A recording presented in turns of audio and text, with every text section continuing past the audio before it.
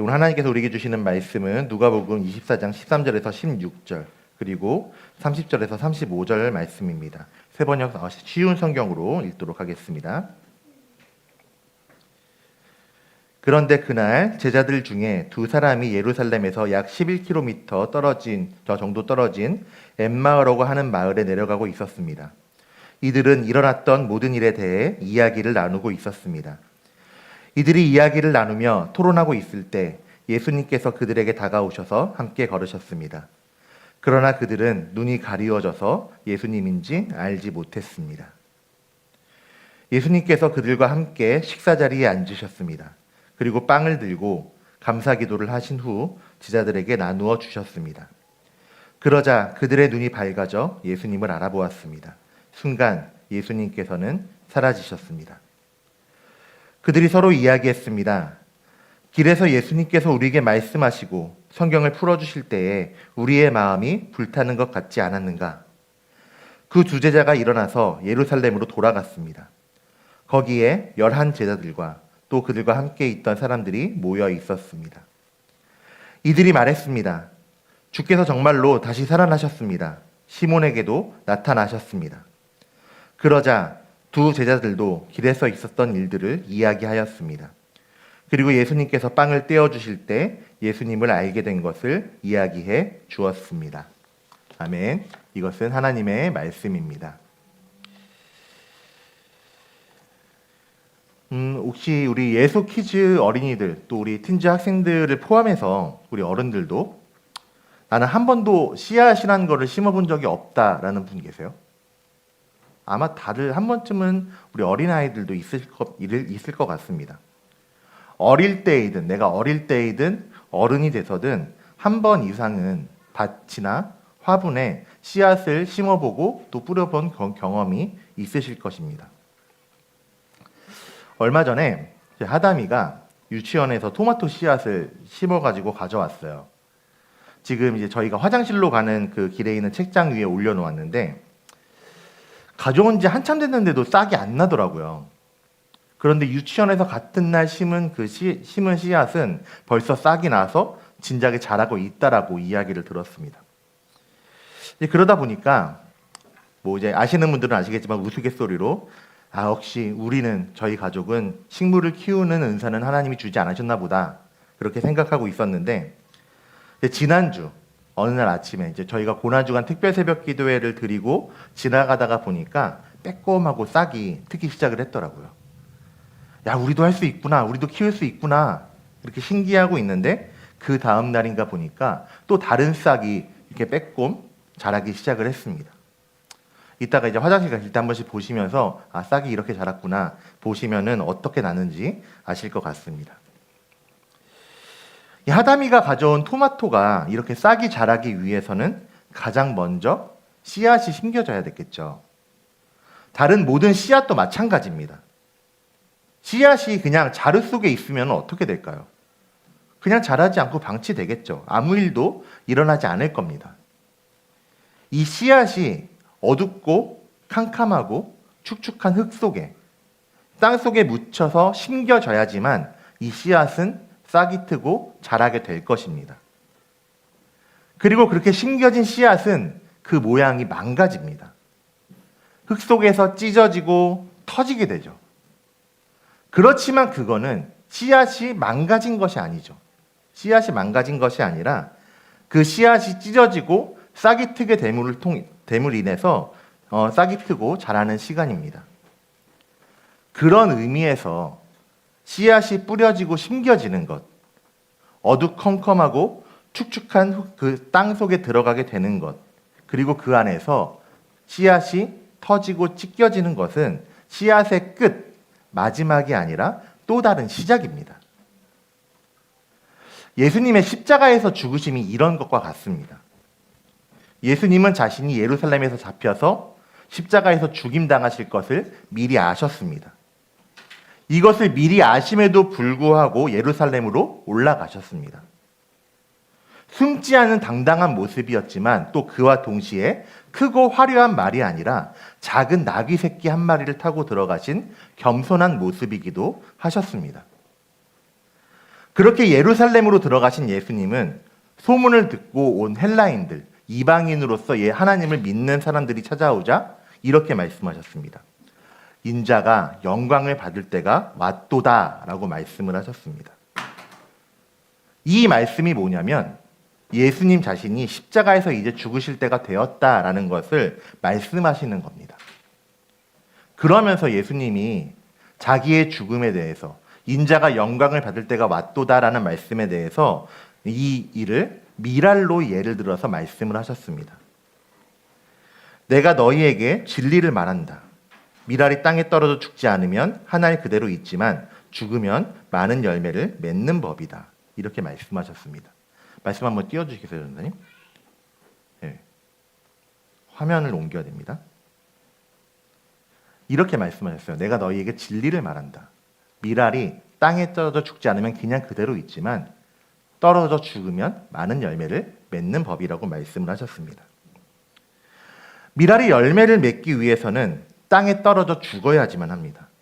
땅에 떨어져서 찢어지고 터져야지만 열매를 맺을 수 있다라고 말씀하시면서 예수님이 당하실 고난들, 그동안 예고하시고 말씀하신 고난과 십자가에서 죽게 될 그 일이 그냥 실패가 아니라 좌절이 아니라 구원의 열매를 맺기 위함이라는 것을 이렇게 미랄이라는 비유를 통해서 말씀하시고 있는 겁니다. 예수님이 한 알의 미랄이 되어서 찢겨지셨습니다. 씨앗이 터지고 찢어진다라는 것은 바로 예수님이 이 십자가에서 당하신 십자가의 고난, 십자가에서의 죽으심을 의미합니다. 그렇게 예수님이 죽으심으로써 우리라는 많은 열매를, 죄에 묶여 살아가던 우리들을 죄에서 해방시키시는 일을 이루셨습니다. 이거를 신학적인 용어로 예수님의 대속, 우리의 죄를 대신 지고 죽으셨다라고 이야기를 합니다.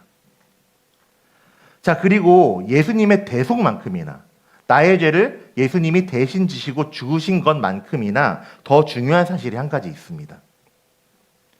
하나님은 예수님을 통해서 우리의 죄를 지워버리셨습니다. 그럼으로써 묶여있던 우리들, 죄에 묶여있던 우리들을 자유롭게 하셨습니다. 그 자유는 이제 너희가 자유해졌으니까 너희가 알아서 살아라는 방치가 아니었습니다. 예수님의 죽음으로 인해서 우리 역시도 죄에 대해서 죽게 되었습니다. 즉 죄에서 자유하게 되었습니다. 그렇지만 그렇다고 해서 우리 스스로의 힘으로 정결하게 살아갈 수는 없었습니다. 우리가 죄에서 노임받고 자유롭게 됐다고 할지라도 만일에 하나님이 우리와 함께 하시지 않고 우리 스스로 살아가야 했다라면은 우리는 결국에는 다시 죄에 무너질 수밖에 없었을 겁니다. 왜냐하면 지금도 우리를 넘어뜨리려고 야금야금 노리고 있는, 우리의 빈틈을 노리고 있는 사탄 때문입니다. 하나님은 그 사탄의 공격과 유혹에 우리를 방치해 놓으시는 것이 아니라 정결해진 우리들, 예수님의 십자가 보혈로 죄에서 씻김받은 우리를 끝까지 책임져 주시고 인도해 주신다라고 약속을 하셨고 그 약속을 이루어 주셨습니다. 그 약속을 이루신 것이 바로 십자가에서 죽으신 예수님이 다시 살아나신 것, 부활 사건입니다. 우리가 아까 예배 시작할 때 사도신경으로 고백했죠. 장사된 지 사흘 만에 죽은 자 가운데서 다시 살아나셨으며 라고 고백한 것처럼 예수님의 부활 사건이 바로 하나님이 약속을 이루시는 사건입니다. 십자가를 통해서 내 죄를 예수님께 넘기게 하시고 그것을 책임져 죽으심을 이루신 하나님은 이제 다시 살아나신, 부활하신 예수님으로 인해서 우리를 주님과 함께 살아가는 자, 이른바 하나님과 연합하는 자로 살아가게 하셨습니다. 로마서 6장 5절부터 7절 말씀을 통해서 이 사실을 우리에게 분명하게 알려주시고 있습니다. 이 말씀을 같이 한번 좀 읽어볼까요? 함께 한 목소리로 읽겠습니다. 시작. 우리가 그리스도와 연합하여 그분의 죽음에 참여하였다면 그분과 연합하여 그분의 부활에도 참여할 것이 확실합니다.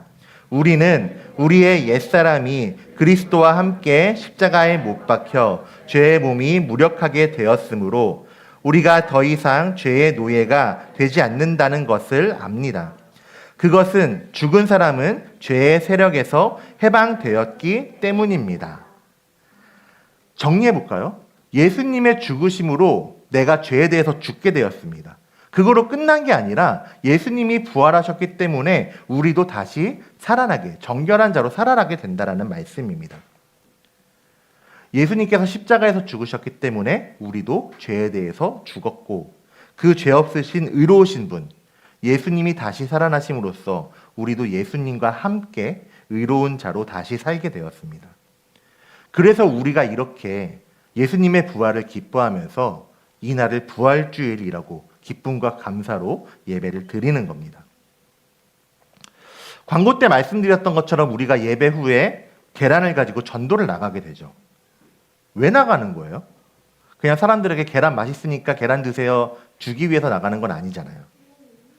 우리가 부활절에 계란을 나누는 것은 뭐냐면 죽음을 이기시고 부활하신 예수님, 무덤의 문을 열고 다시 사신 예수님을 기뻐하며 전하는 데 의미가 있습니다. 왜 계란을 나눠주냐?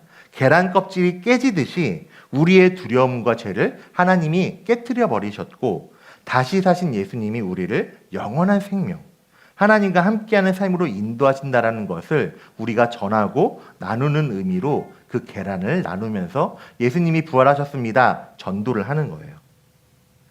이렇게 십자가 대속, 십자가에서 예수님이 내 죄를 대신 지셨다라는 것은 예수님의 부활, 다시 사심과 이어져서 우리들에게도 다시 태어나게 되는 이른바 거듭나는 기쁨을 누리게 하십니다.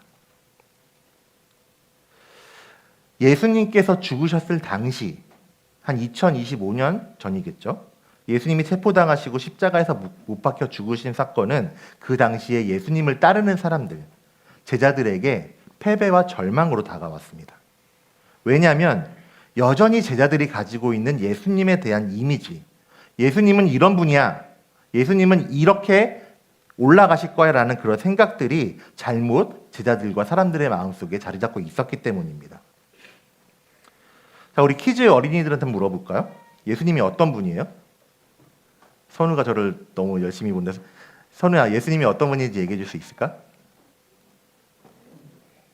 부끄러워요. 알고 있을 거예요. 우리 친구들은 다 알고 있을 건데 우리 친구들이 알고 있는 것만큼 그 당시의 제자들은 알지 못했습니다.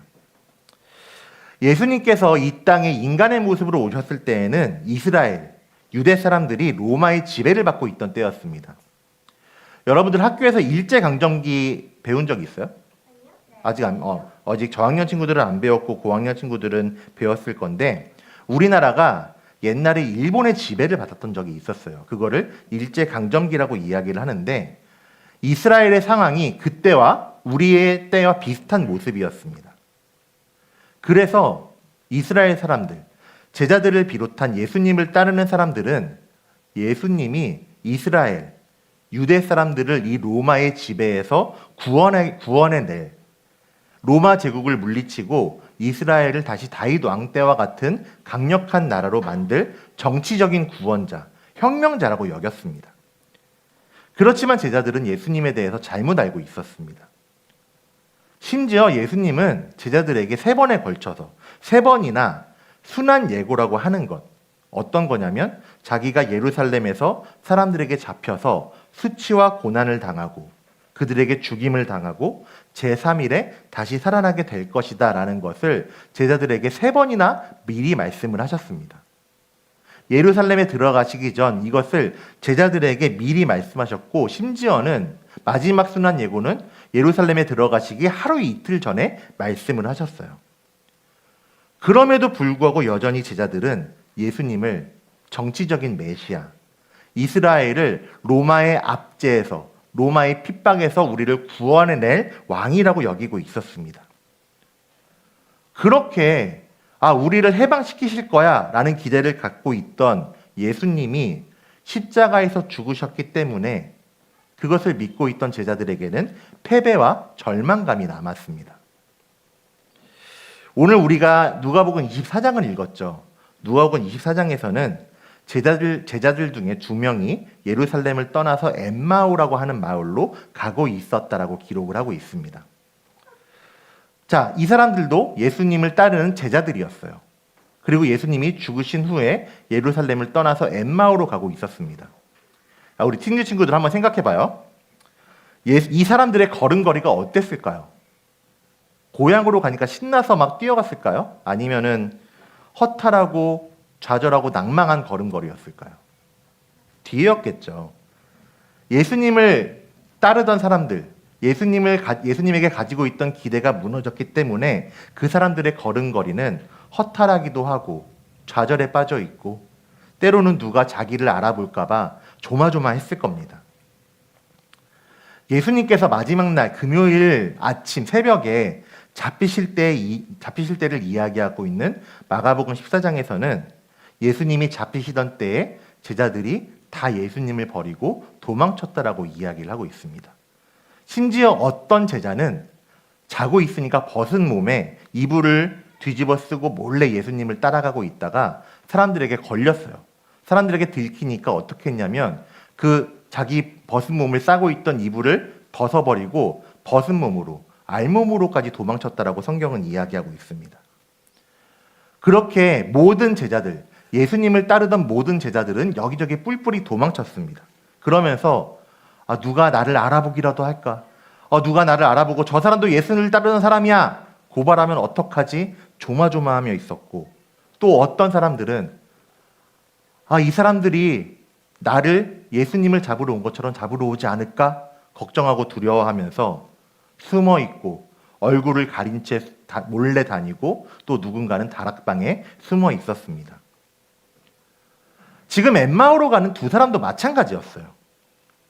예수님의 핵심적이고 대표적인 제자는 12명이지만 예수님의 제자가 12명만 있지 않았습니다. 그 외에도 예수님을 따르는 사람들이 많이 있었습니다. 오늘 본문 누가복음 24장에서의 글로바라는 제자랑 이름이 알려지지 않는 제자 역시 12제자는 아니었지만 역시 예수님을 따르는 그런 사람들이었습니다. 이 두 명에게도 다른 제자들과 마찬가지로 허탈과 절망, 패배감이 있었습니다. 오늘 이제 성경이 너무 길어서 중간 부분을 건너뛰고 읽었는데 21절에서는 글로바가 이렇게 이야기를 합니다. 우리는 이스라엘을 구원할 분이 바로 예수님이었다라고 기대했습니다. 라고 이야기를 해요. 이렇게 말하는 것을 통해서 엠마오로 가는 이 두 사람 역시도 예수님에 대해서 오해하고 있었다는 것을, 정치적인 메시아, 다윗 왕과 같은 강력한 왕위로 세워질 것이다, 로마의 압제, 핍박에서 우리를 건져낼 혁명가다라고 여기고 있었다는 것을 우리는 발견할 수가 있습니다. 그렇기 때문에 이 두 명 역시도 마가복음 14장에서 이야기하고 있는 뿔뿔이 흩어져 도망친 제자들에 속한다라고 생각할 수 있는 거죠. 실제로 예수님이 십자가에서 죽으신 후에 제자들은 다 뿔뿔이 흩어졌습니다. 예수님의 대표적인 제자라고 할 수 있는 베드로는 야고보, 요한 등과 함께 자기 고향인 갈릴리로 돌아갔습니다. 그리고 자기가 예수님을 만나기 전에 원래 하고 있던 고기를 낚는 일, 어부의 일을 다시 시작했습니다. 그리고 엠마오로 가는 두 사람 역시 마찬가지였을 겁니다. 예수님의 죽음에 좌절한 채로 역시 고향 땅으로 자기가 살던 집으로 돌아가거나 혹은 원래 하던 일을 다시 시작하기 위해서 허탈한 마음으로 가고 있었을 겁니다. 이런 두 사람의 허탈한 마음, 좌절은, 그리고 모든 제자들의 좌절은 부활하신 예수님을 알아보지 못하는 지경까지 이르렀습니다. 15절, 16절에서는 부활하신 예수님께서 그들에게 먼저 다가오셔서 함께 걸어가셨지만 눈이 가리워져서 예수님인지 알지 못했다라고 이야기를 하고 있습니다. 지금 엠마오로 가고 있는 이 두 사람이 그냥 예수님을 소문으로만 들었을까요? 14절에서 기록하고 있는 대로 일어났던 모든 일에 대해서 이 사람들이 이야기를 나눌 정도로 예수님에 대해서 이 사람들은 얼굴까지도 예수님이 어떻게 생기셨는지, 예수님의 외모가 어떠한지 정확하게 알고 있었을 겁니다. 그렇지만 두 사람은 예수님을 알아보지 못했습니다. 왜냐하면 예수님이 죽으셨다라는 것만, 십자가에서 죽으셨다라는 것만 생각했지 예수님께서 그 전에 미리 말씀하셨던 부활에 대한 이야기는 기억하고 있지 못했기 때문입니다. 더군다나 이 두 사람은 엠마오로 길을 가기 전에 예수님이 살아나셨다라는 소식을 여자들, 예수님의 무덤에 향품을 가지고 갔던 여인들을 통해서 미리 들었습니다. 그럼에도 불구하고 예수님이 살아나셨다고? 에이, 말도 안 돼. 믿지 못하면서 고향 땅으로 돌아가고 있었던 겁니다. 그렇게 좌절에 빠져가지고 예수님을 알아보지 못하는 두 사람, 제자들에게 예수님이 먼저 다가오셨고 예수님이 함께 길을 걸어가셨습니다. 그리고 그때에 부활하신 예수님이 함께 하실 때에 이 사람들의 좌절이 희망으로 바뀌기 시작했습니다. 우리 30절, 31절 말씀 같이 한번 읽어볼까요? 우리 여러분들의 목소리를 읽어주시겠습니다. 시작. 예수님께서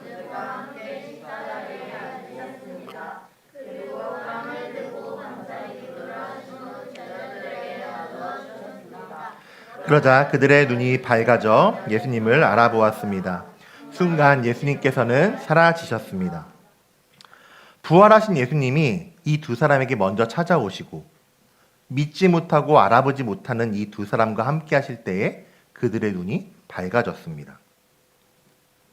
이렇게 부활하신 예수님은 이제 좌절에 빠져 있는 자에게 찾아오시고 그 사람을 만나셔서 그 좌절을 희망으로 바꾸어 주셨습니다.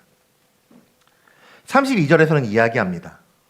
좌절에 빠져서 낭망했던 마음이, 차갑게 식었던 마음이 부활하신 예수님이 찾아오셔서 말씀하시고 성경을 풀어주실 때에 우리 속에서 마음이 뜨거워졌다라고, 마치 불타는 것 같았다라고 이야기를 하고 있습니다. 그렇게 부활하신 예수님은 좌절에 빠져있던 제자들에게 찾아오셔서 말씀하시고 인도해 주심으로써 그 마음을 뜨겁게 바꿔주셨습니다. 좌절을 소망으로, 실패를 희망으로 바꾸어 주시고 새 힘을 주셨습니다.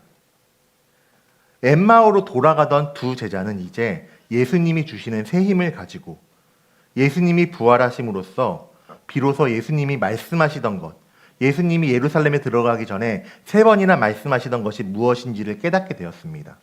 그리고 그 기쁜 소식, 복음을 전하기 위해서 예루살렘으로 돌아가게 됩니다. 이 사람들이 다시 예루살렘으로 돌아갔다는 건 사실 되게 위험하고 엄청난 결단이었습니다. 예루살렘에는 예수님을 잡은 사람들, 예수님을 죽인 사람들이 가득해 있었어요.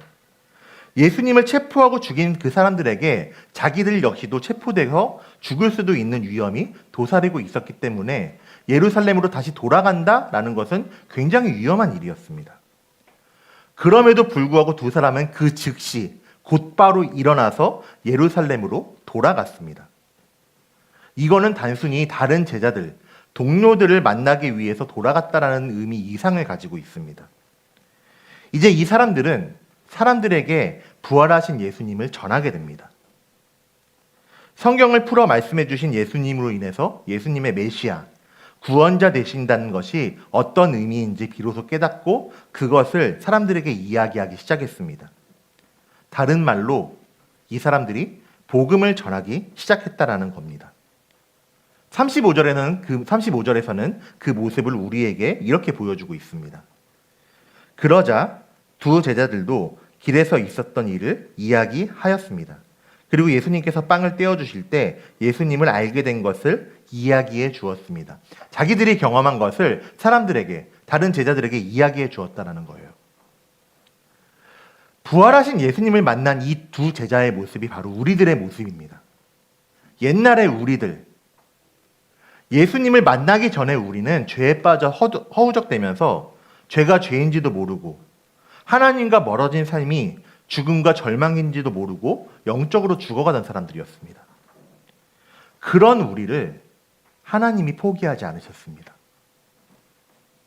하나님이 우리를 포기하지 못하셔서 그래서 하나뿐인 아들 예수님을 이 땅에 보내주셨고 그 하나뿐인 아들 예수님에게 수치와 고난을 당하게 하셨습니다. 그리고 그 하나뿐인 아들 예수님을 십자가에서 못 박혀 죽게 하셨습니다.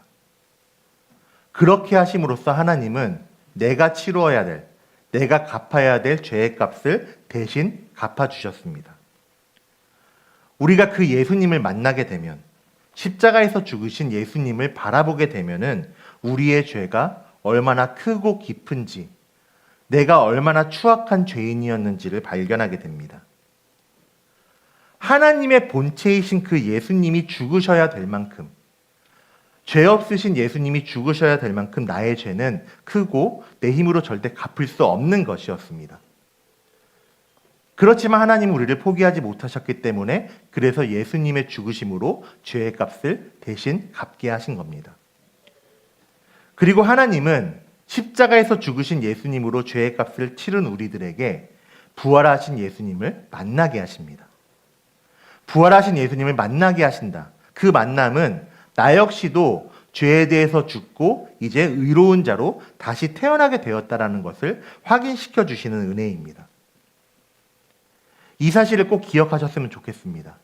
우리는 예수님과 함께 죄에 대해서 죽고 예수님과 함께 다시 의로운 자로 살게 되었습니다. 다시 한번 이야기해 볼까요? 우리는 예수님과 함께 죄에 대하여 죽고 예수님과 함께 의로운 자로 다시 살게 되었습니다. 이 사실을 꼭 기억하셨으면 좋겠습니다. 예수님이 다시 타셨기 때문에 나도 다시 살게 되었다. 이거는 이제 우리더러 너 혼자 알아서 살아가 라는 방치가 아닙니다. 이제 우리들은 다시 살아나신 부활하신 예수님과 함께 주님의 손을 잡고 함께 걸어가게 되었습니다. 주님과 함께 살아가게 되었습니다. 우리는 이 하나님의 구원의 은혜, 포기하지 못하시는 사랑 안에서 살아가면서 우리의 입술로 또 우리의 삶으로 부활하신 예수님, 나의 구원자를 드러내면서 전하면서 살아가는 삶을 살아가게 되는 겁니다. 그것이 바로 예수님을 믿는 삶이고 죄에 대해서 십자가에서 죽으신 예수님을 위해서 죄에 대해서 죽고 다시 살아나신 예수님으로 인해서 의로운 자로 다시 살아가는 삶입니다. 엠마오로 가던 두 제자에게 나타나셔서 함께 걸어가셨던 것처럼 말씀하셨던 것처럼 우리 주님께서는 지금 우리들과도 함께 걸어가시고 우리에게도 함께 똑같이 말씀하십니다. 눈이 가려져서 그동안 보지 못했던 우리는 나를 붙들어 주시는, 나를 포기하지 못하고 계속 붙들어 주시고 불러주시는 그 하나님, 주님으로 인해서 우리는 보게 되고 비로소 주님을 전할 수 있게 되는 겁니다. 사랑하는 예수님께 모든 성도님들, 그리고 예수키즈, 예수틴즈 우리 어린이들과 학생들, 예수님의 부활하신 이 기쁜 소식이 우리에게 주신 은혜라는 것을, 나에게 주신 하나님의 사랑이라는 것을 함께 기뻐하고 또 우리끼리만 나만 기뻐하고 끝나는 것이 아니라 이 부활하신 주님의 길을 걸어가면서 사람들에게 전하고 또 사랑을 나누어 주며 살아가는, 그래서 주님 말씀하시는 은혜의 삶을 살아가는 우리 모두가 되기를 주님의 이름으로 축원드립니다. 함께 찬양하며 결단하겠습니다. 좀 새로운 찬양인데요. 너무 가사가 너무 좋고 또 오늘 말씀과 잘 맞아서 함께 좀 선곡을 했습니다. 우리가 이 가사를 생각하면서 따라 부르셨으면 좋겠습니다. 또 멜로디가 어렵다면은 눈으로 가사를 보시면서 이 가사가, 이 찬양이 어떤 의미인지 깨달으셨으면 좋겠습니다. 우리 함께 찬양으로 고백하고 결단하며 나아가겠습니다.